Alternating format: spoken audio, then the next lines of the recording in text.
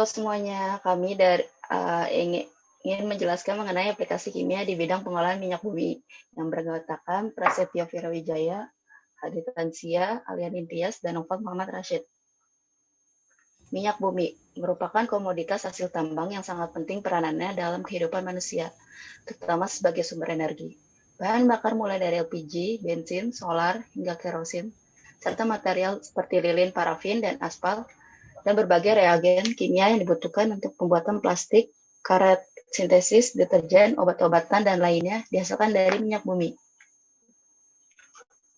Berikut merupakan proses pembentukan minyak bumi. Yang pertama, berawal dari sisa-sisa tumbuhan dan hewan yang tertimbun oleh endapan pasir, lumpur, dan zat lain selama jutaan tahun, kemudian mendapat tekanan serta panas bumi secara alami.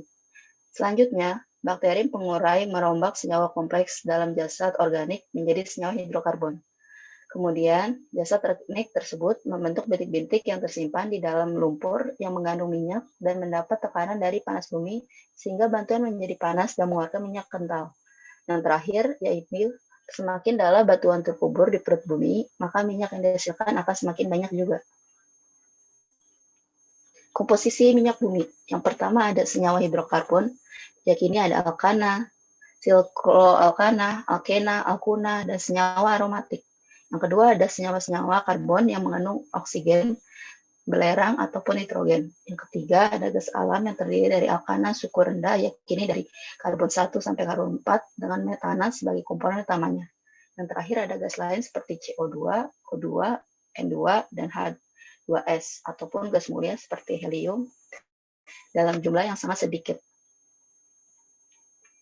Berikut merupakan komposisi kimia dalam minyak bumi. Pada dasarnya minyak bumi tersusun dari senyawa hidrokarbon yang berbeda-beda. Senyawa hidrokarbon tersebut dapat berupa, yang pertama ada alkana atau parafin. N-alkana adalah alkane, jenuh, berantai, lurus, dan tidak bercabang. Berikut merupakan contohnya. Sedangkan isoalkana adalah alkana jenuh yang rantai induknya mempunyai atom C, tersier, dan bercabang. Contohnya adalah isooktana. Yang kedua ada sikloalkana atau neptena, yakni golongan sikloalkana yang terdapat dalam minyak bumi adalah silkopentana, seperti metal silkopentana, dan silkoheksana, seperti etil silkoheksana. Berikut merupakan contoh rantainya. Yang terakhir ada hidrokarbon aromatik. Senyawa hidrokarbon aromatik yang terdapat dalam minyak bumi adalah senyawa benzena. Contohnya etil benzen.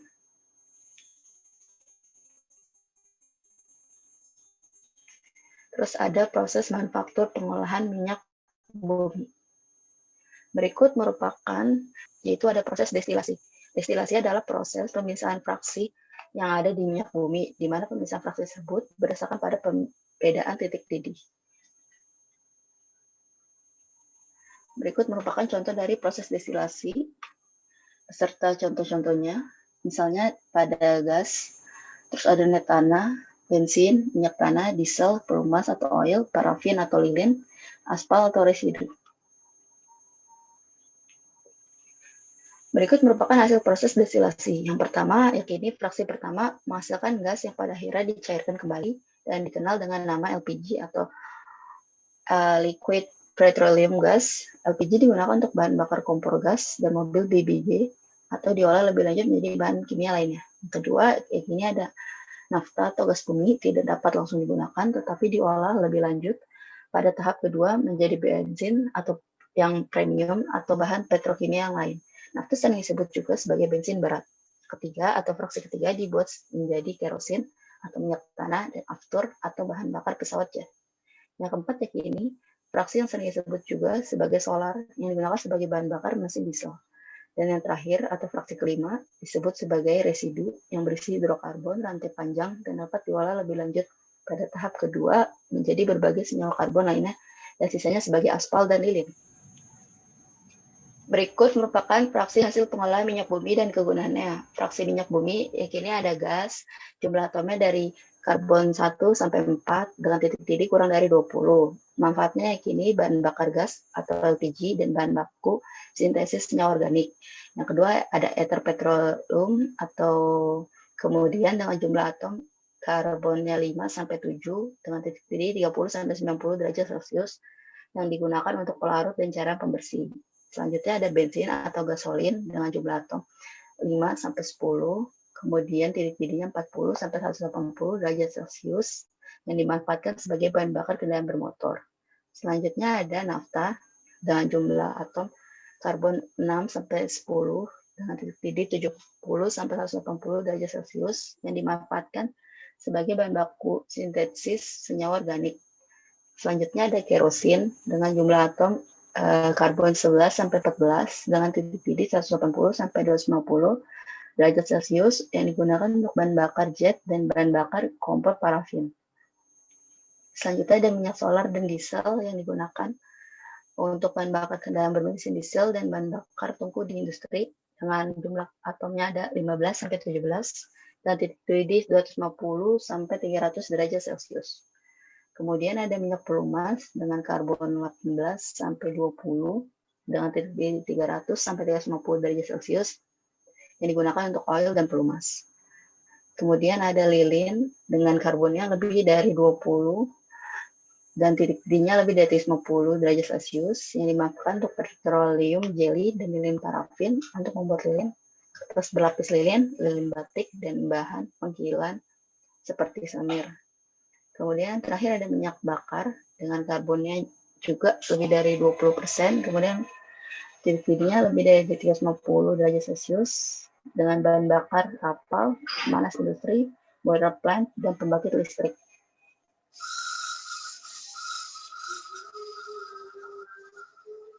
Next. Selanjutnya yang kedua adalah proses cracking.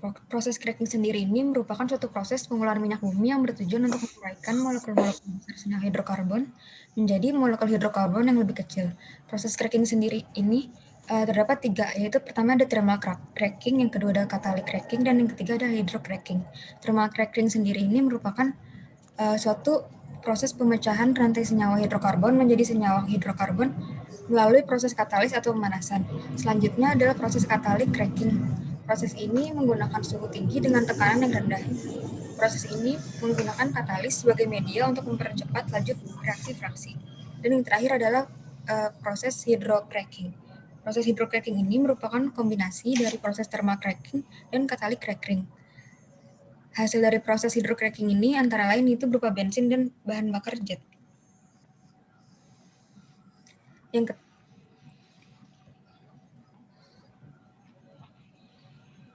Yang ketiga adalah proses reforming. Proses reforming ini adalah suatu proses merubah struktur pada molekul fraksi yang mutunya buruk menjadi molekul fraksi yang mutunya menjadi lebih baik. Proses ini dapat dilakukan dengan menggunakan katalis atau proses pemanasan. Karena proses ini bertujuan untuk merubah struktur pada molekul fraksi, maka proses reforming ini dapat disebut juga sebagai proses isomerisasi.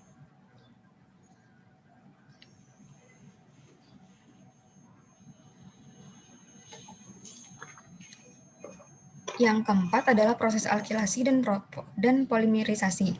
Alkalisasi ini merupakan suatu proses penambahan jumlah atom pada suatu fraksi sehingga molekulnya menjadi lebih panjang dan bercabang. Proses alkilasi menggunakan bahan tambahan katalis asam yang kuat seperti H2SO4, HCl, atau AlCl3. Selanjutnya adalah proses polimerisasi. Proses polimerisasi adalah suatu proses penggabungan molekul kecil menjadi molekul yang lebih besar, sehingga mutu dari hasil produk menjadi meningkat. Contohnya yaitu dalam pengolahan minyak bumi adalah suatu proses reaksi penggabungan senyawa isobutana dengan senyawa isobutana yang menghasilkan produk bensin berkualitas tinggi yang disebut dengan isooktana.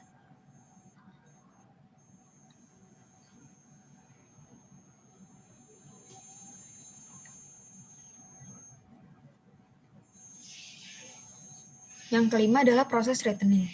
Proses treatment merupakan suatu proses pemurnian minyak bumi dengan cara mengeliminasi atau menghilangkan bahan pengotornya.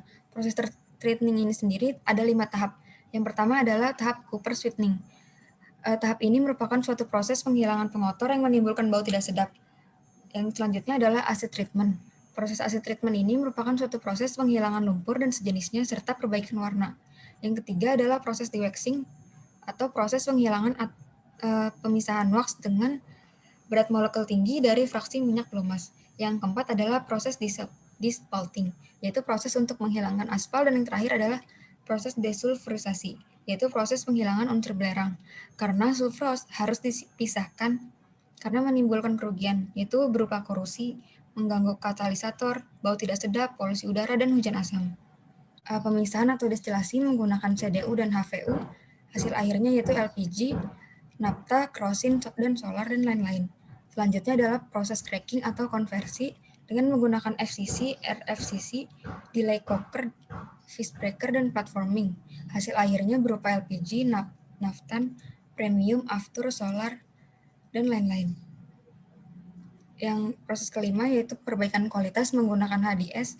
Hasil akhirnya berupa solar sulfur rendah dengan berkualitas tinggi.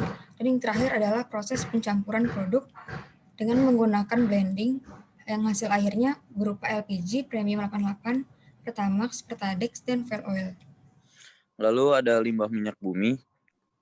Limbah minyak adalah buangan yang berasal dari hasil eksplorasi produk minyak. Limbah minyak bersifat mudah meledak, mudah terbakar, bersifat reaktif, beracun, menyebabkan infeksi, dan bersifat korosif.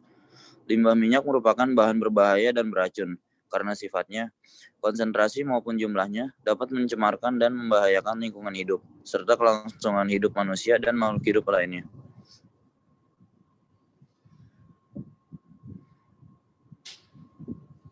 Lalu di sini ada dampak limbah minyak bumi. Ada dua, yaitu dampak pencemaran minyak bumi di laut dan dampak pencemaran minyak bumi di darat. Untuk dampak pencemaran minyak bumi di laut, yang pertama adalah rusaknya estetika pantai akibat bau dari material minyak. Yang kedua adalah kerusakan biologis di perairan. Yang ketiga adalah pertumbuhan fitoplankton laut akan terhambat akibat keberadaan senyawa beracun dalam komponen minyak bumi. Jika jumlah fitoplankton menurun, maka populasi ikan, udang, dan kerang juga akan menurun. Yang keempat ada penurunan populasi alga dan protozoa akibat kontak dengan racun selik. Lalu dampak pencemaran minyak bumi di darat adalah pencemaran tanah yang dikarenakan oleh kegiatan pengabaran minyak bumi di darat telah menimbulkan pencemaran lingkungan. Tanah yang terkontaminasi minyak bumi dapat merusak lingkungan serta menurunkan estetika.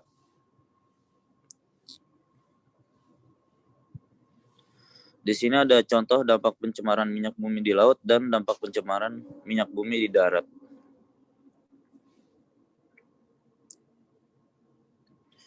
Lalu ada pengolahan limbah hasil produksi agar tidak mencemari lingkungan.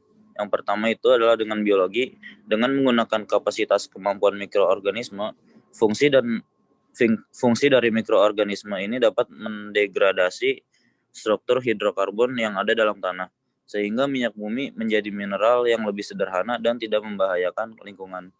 Penanganan lahan yang tercemar minyak bumi dilakukan dengan cara memanfaatkan mikroorganisme untuk menurunkan konsentrasi atau daya racun bahan pencemar. Penanganan semacam ini lebih aman terhadap lingkungan karena agen pendegradasi yang dipergunakan adalah mikroorganisme yang dapat terurai secara alami. Lalu yang kedua, dengan kimia. Pengolahan menggunakan bahan kimia dengan cara mendispersi minyak, yaitu merupakan teknik memecah lapisan minyak menjadi tetesan kecil, sehingga mengurangi kemungkinan terperangkapnya hewan ke dalam tumpahan minyak. Tujuan dispersi minyak yaitu agar kandungan minyak dalam air menjadi di bawah konsentrasi yang membahayakan. Lalu dengan fisika, yaitu dengan merelokasikan tumpahan yang terjadi. Sini ada sumber referensi yang digunakan. Sekian presentasi dari kelompok kami. Assalamualaikum warahmatullahi wabarakatuh.